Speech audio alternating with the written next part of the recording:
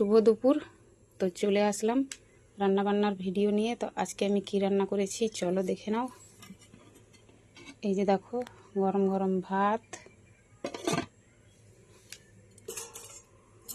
আর ভেন্ডি আর আলু ভাজা,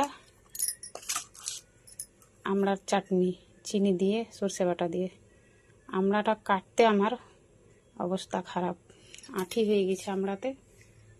তো কি বলবো, হাতুড়ি নিয়ে মানে বটিতে লাগিয়ে হাতুড়ি দিয়ে কেটেছি।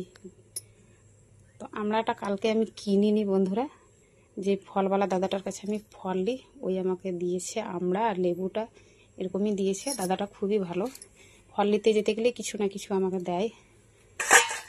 আর দেখো শসা, আর আজকে তরকারি বানিয়েছি পেঁপে আলু সয়াবিন টমেটো ঝোল। খেতে দারুণ লাগে, পেঁপে খেতে আমার খুব ভালো লাগে। পেঁপের তরকারি বলো পাকা বলো। আর আছে দেখো মানে পাকা পাকা মিষ্টি মিষ্টি আম। তো আজকে 2 দিন পর ভাত হলো বাড়িতে। এই ঠান্ডা ওয়েদারে একদম ভাত খেতে ইচ্ছাই করছে না, কিন্তু কয়দিন ভাত না খেয়ে থাকবো। তো ঠিক আছে বন্ধুরা, আমার আজকের দুপুরের রান্না কেমন লাগলো তোমাদেরকে জানিয়ে দিও।